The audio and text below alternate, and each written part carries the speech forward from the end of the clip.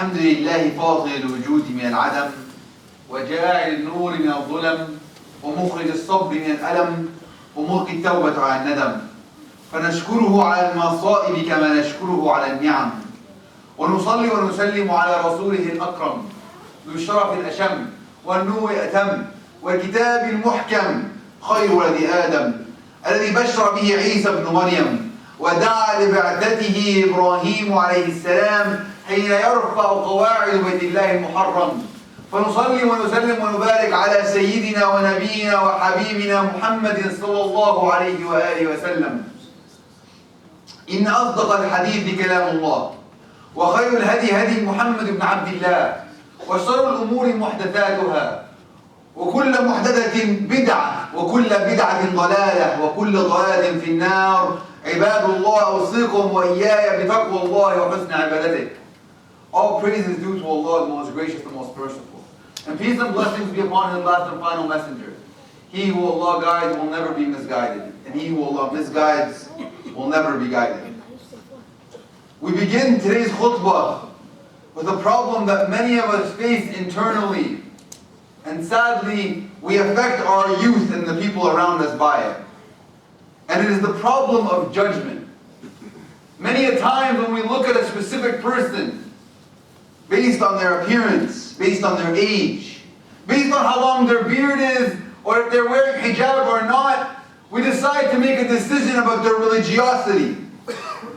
We decide to make a decision about who they are as individuals. And the Prophet ﷺ, time and time and time again, story after story, is trying to make us overcome that innate response that we have. And a beautiful story comes to mind. The story of the Sahabi by the name of Abu Muhjin. In the battle of Khaybar, Abu Muhjin, at this point, alcohol had become forbidden. And it had become forbidden to drink alcohol at any time. And in the battle of Khaybar, Abu Muhjin began to drink alcohol. And he got intoxicated. So they brought Abu Muhjin to the Prophet ﷺ. And the Prophet ﷺ commanded Abu Muhjin to be punished the way Islam deems punishment of intoxication publicly. And as they were punishing him, one of the Sahaba said, "How can you be so dumb to drink alcohol?" And the Prophet ﷺ looked at that Sahabi and he says, "Da'u, leave him. فَإِنَّهُ رَجُلٌ يُحِبُّ اللَّهُ وَرَسُولَهُ." Truly Abu Muhjin is a man that loves Allah and His Messenger. On the outside, if one of us had seen one of our brothers or one of our sisters drinking alcohol, what would be our response? Our response would be, this person clearly isn't a good Muslim. Clearly this person doesn't know anything about the deen. But look at the Prophet's response. Taking it so logically, so lovingly. He knew that this individual just made a mistake. And it is okay because he knows that we as human beings, our name is insan. It comes from the root word nisyan. Our name is humans. And as humans, every last one of us is forgetful. Every last one of us can make mistakes. So the Prophet, instead of judging this individual, instead of putting a label on him and saying he's a bad Muslim, he's teaching his Sahaba and teaching every one of us. Truly this man loves Allah and His Messenger. And sadly we do this even to those that are scholars. And it happens so frequently that we don't even think about it. And a beautiful story. Imam al-Bukhari at the time was becoming famous. And people said that he had memorized so many ahadith. So the Khalifa at the time wanted to test Imam al-Bukhari. So what he did was he brought 10 huffaz, 10 people that could memorize. And he gave each of them 10 ahadith. But he messed up the narration chain of each hadith. He made every single hadith different. And he brought Imam al-Bukhari in front of everybody. And the first individual began. So he began reciting one hadith. And after he had finished, all 10 ahadith. Imam Bukhari would look at him and say, I don't know any of the hadith that you just said. So the second person said all 10 ahadith. And Imam Bukhari said, I don't know a single hadith of what you just said. And the third, and the fourth, and the fifth. And the people that were sitting listening to this, they say, this is the famous Imam Bukhari? Really? Not a single hadith. He can't know one hadith. How is he so knowledgeable? But the scholars, the one that had true knowledge, they said, فَهِمَ الرَّجُلُ. The man understood. No way that he couldn't know these simple hadith that everybody knows. Something must be up. So after all 100 hadith had been said, Imam Bukhari says, I don't know any of the hadith that you said. But this individual, your hadith was this, and the correct way to say it is 1, 2, 3. The knowledge of Imam Bukhari, he memorized the way that they said it incorrectly. Not just the way they said it correctly. That people assumed that this man must be ignorant. Because he said, I do not know. But truly he had that knowledge. And so often we see it with our scholars today. When we ask them a question, we get upset with them when they tell us, I don't know the answer to that question. And then we look at them and say, what kind of scholar are you? What kind of teacher are you? And it just happened very recently to one of our scholars in America, where he was asked a difficult question.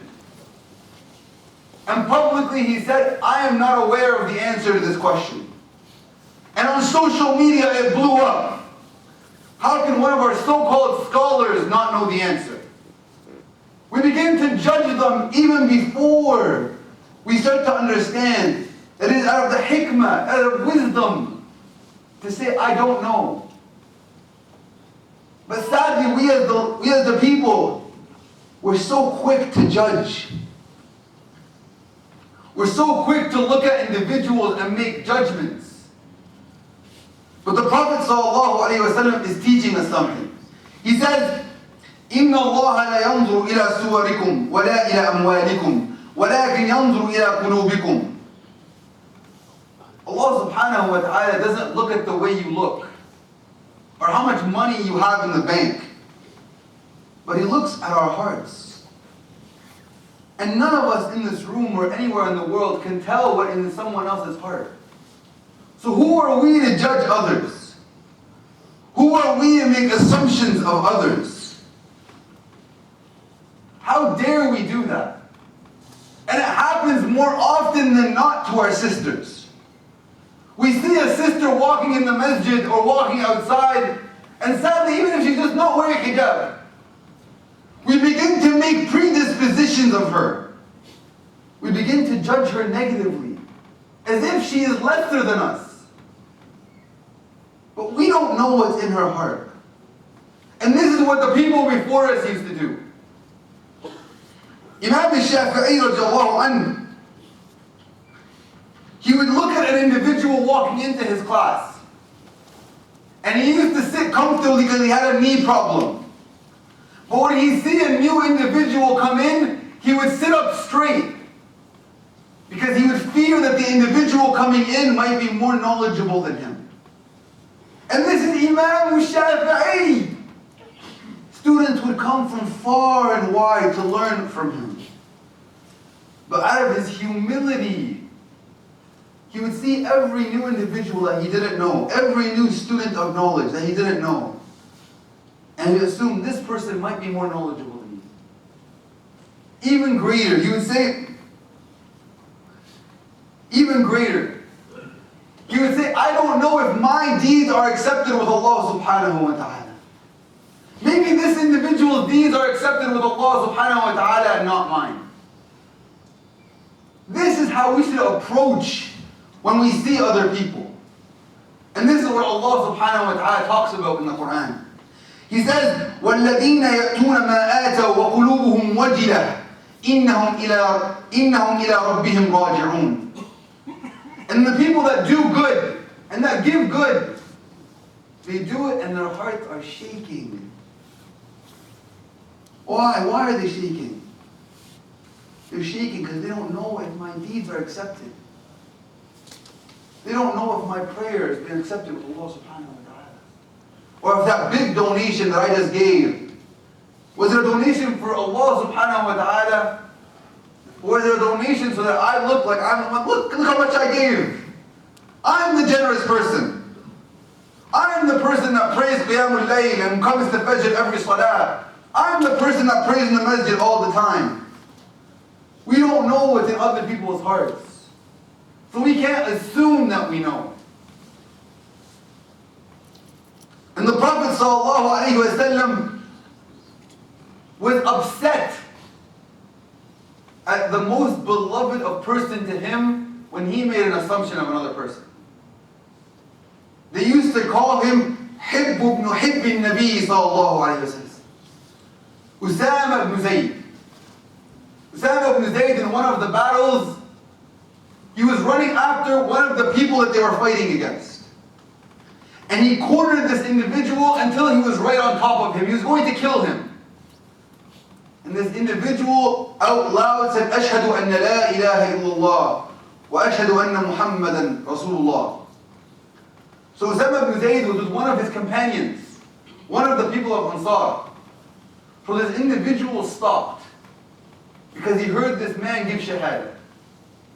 But Usama ibn Zayd went and killed this individual.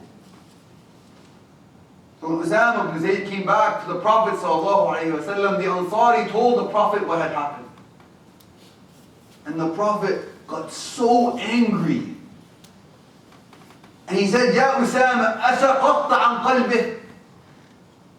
Oh Usama, did you open his heart? Did you see inside his heart and know that he didn't really become Muslim? Usama ibn Zayd continued walking that day. And he said, I had wished that I had become Muslim the day after this had happened. Just so the Prophet wouldn't be so mad with me. This is the level that they used to maintain themselves. This is the level the Prophet wants to teach every last one of us. Don't look at a person and make judgments upon them. Realize that they can be in a better state than you are. Realize they can be better in the sight of Allah subhanahu wa ta'ala than you are. And this humility isn't a bad thing. We are taught by the Prophet sallallahu alaihi wasallam, "Man tawada'a lillahi rafa'a." Whoever humbles themselves before Allah subhanahu wa ta'ala, Allah will raise them. So every one of us should humble ourselves and look at the people around us and say, this person might be better than me. Not only should I treat them with respect because they are human, but because they can be better than me in the sight of Allah subhanahu wa ta'ala.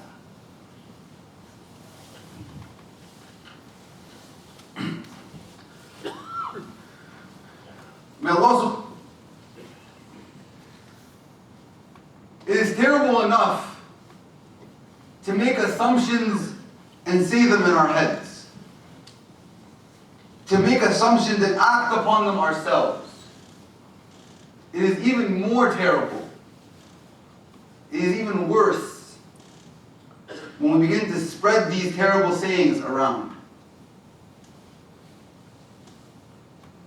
In the famous Hadithatul Ifk, when Ummina Aisha, after one of the battles, the Prophet ﷺ had taken his wife.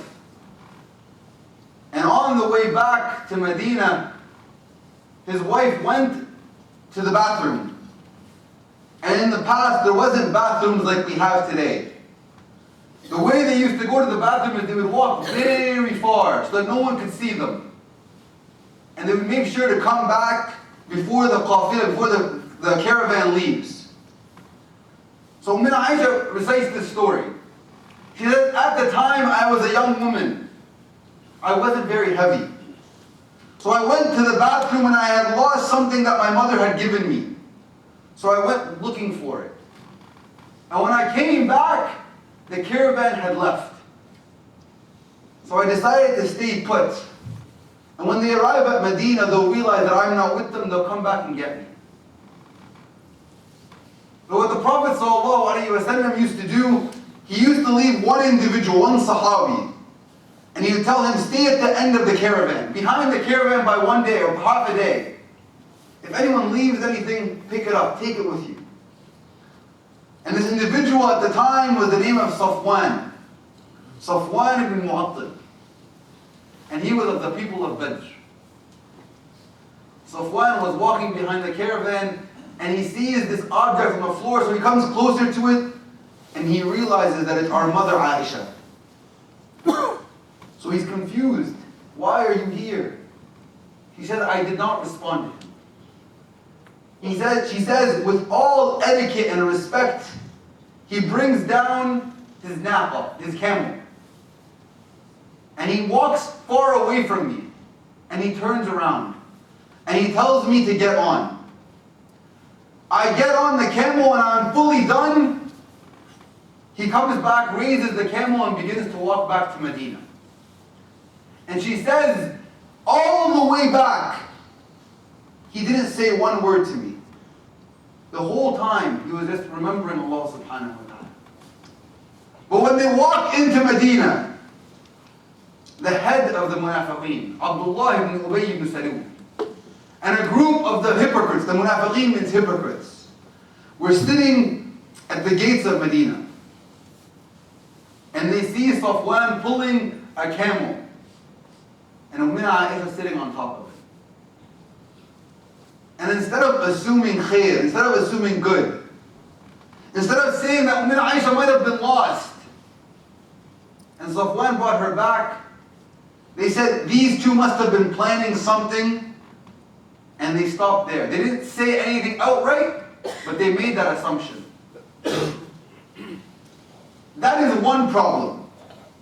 The bigger problem is that this rumor spread like wildfire. Everyone began judging. And everyone not only judged themselves, but allowed the judgment to be passed on to the next person. Did you hear what happened? Did you see what happened? Safwan and Aisha, they were walking together. Did you see that? Did you hear that? How often do we hear that today? Rumors spread like wildfire, even from nothing. We make a judgment of people and that becomes the reality that we live in. That becomes our reality. And it happens, I thought it would happen as youth. And as we get older, it would stop.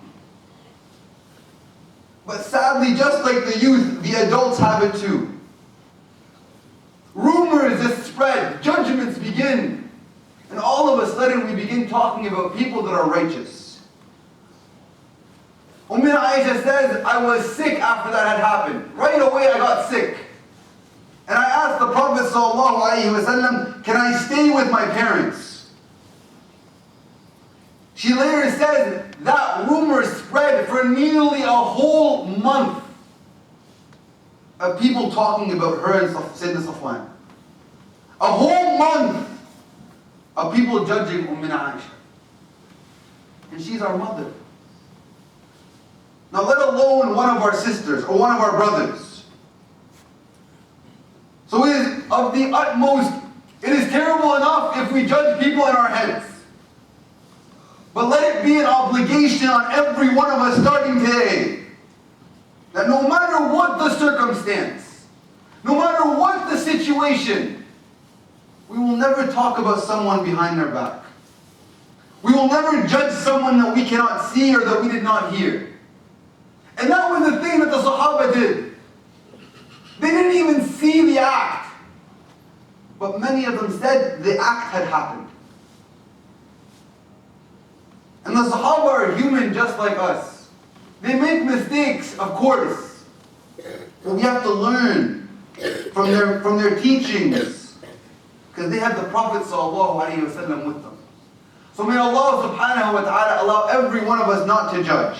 And allow us to be of the utmost respect. أقول قولي هذا واستغفر الله لكم فاستغفروه إنه هو الغفور الرحيم.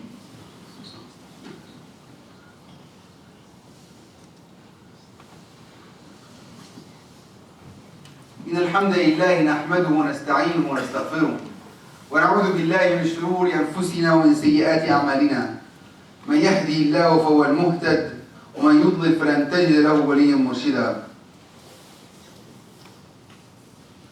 In the first part of the khutbah, we talked about the importance of not judging others and not basing our judgments on the way people appear. And more importantly, not talking about others, especially when we don't have all the facts. We shouldn't talk about others, period, but especially so when we don't have all the facts. But there's something that we can do as Muslims, and something that is of the utmost importance. The first thing we must do as Muslims is put ourselves in situations where people don't talk badly about us.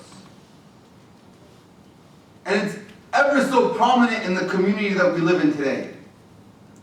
We see the people that say they're Muslims, or we are Muslims, inshallah. We're the ones that park illegally. We're the ones that give all the masajid in the community. Whether you go from here all the way to Scarborough, every masjid, all the stores around us, they all don't like the Muslims. Instead of it being a place where everybody wants to be around the masjid, store owners want to stay as far away from the masjid as possible. Why? Because we park illegally. So we give the people around us, we give the people of Canada a reason to judge us, a reason to assume negatively of us, because we put ourselves in these situations. We put ourselves in situations where it's almost impossible not to judge. And then they begin to paint all of us with one brush. They assume, oh, all Muslims park bad. All Muslims do bad business. And this isn't the etiquette of the Muslim. The etiquette of the Muslim is to have the highest standard of excellence when it comes to character, when it comes to respect, when it comes to mannerisms. Prophet ﷺ tells us in a beautiful hadith. It's a long hadith, but at the very end he says, إِنِّي زَعِيمٌ فِي بَيْتٍ فِي أَعْلَى الْجَنَّةِ لِمَنْ حَسُنَ خُلُقَهُ. He says, I am guaranteeing by the Prophet ﷺ a house in the highest level of Jannah for the one that has excellence in their manners. Excellence in their manners. When we have excellent manners, there's no way that they can judge us negatively. There's no way that they can look and say, oh, the Muslims are so and so. But they would be honored that they're next to a masjid. They would be honored that their neighbor is a Muslim. So that's the first thing. The second thing, we should not make assumptions of one another. We don't know where the brother or the sister was today. We don't know the difficulty of the situation. And a famous story was going on Facebook. This individual was on the train, and she sees a bunch of kids running and playing, and she's tired. She's getting more and more upset. These kids are making a lot of noise. So she goes to the father that's sitting, and she looks at him and says, can you please tell your kids to stay quiet? And the father looks at her, almost about to tear. And he says, their mother just passed away, and I don't know how to tell them. And I'm letting them play so that they can be a little happy before I give them the bad news. So this individual, when she heard that, her mindset changed completely. And instead of being upset that these children were playing, she began playing with them herself and making even more noise. The purpose of this story isn't to show that this woman is great, but it's to show that when we understand what the person in front of us is going through, we begin to sympathize with them. The actions that they do begin to make more sense to us. And one of the scholars said, look at the way a person sees the situation. It's as if you're wearing glasses that have a pink filter, and they're wearing glasses with a green filter. You'll always see two different things. put their glasses on, can you see what they're going through? Can you understand their circumstances? So don't make assumptions, don't jump to conclusions. Number 3, know that where this individual is today, you might be tomorrow. Or that might have been you yesterday. This individual that isn't praying, isn't coming to the masjid, is drinking alcohol, doing drugs, whatever the situation may be. Don't look at them and say, oh, this person's iman must be weak. Or this person's Islam must not be there. Or, oh, look at these youth wasting time. How many times have we heard our parents tell us we are wasting time? But we as adults, for some reason, tend to forget. Tend to forget that we were them yesterday. And we're punishing them and getting angry at them for what we did yesterday. We have to remember how it made us feel. And how difficult it was for us when our parents did this to us. And then we should treat them better. Make them feel more loved. The way the Prophet ﷺ used to do it. Number 4, to humble ourselves. We must humble ourselves, for truly whoever humbles themselves, Allah subhanahu wa ta'ala will raise them on the Day of Judgment. And the last piece of homework for every one of us for this week, it's simple in words, hard in action. Treat others the way we want to be treated. So often we say it. It's like a cliche phrase in today's day and age. Treat everyone the way you want to be treated. We must hold ourselves accountable to that. Would I want people to assume badly of me? Would I want someone to look down upon me as if I am lesser than? Would I want I want someone to yell at me or insult me or say this to me or that to me? If the answer is no, then don't do it to anybody else. May Allah subhanahu wa ta'ala allow us to have the most excellent of character and allow us to not judge anyone. اللهم اهدنا فيمن هديت وعافنا فيمن عافيت وتولنا فيمن توليت اللهم اهدنا واهد بنا واجعلنا سببا لمن اهتدى اللهم اهدنا واهد بنا واجعلنا سببا لمن اهتدى عباد الله إن الله يأمر بالعدل والإحسان وإيتاء ذي القربى وينهى عن الفحشاء والمنكر والبغي يعظكم لعلكم تذكرون اذكروا الله العظيم يذكركم واستغفروه يغفر لكم وأقم الصلاة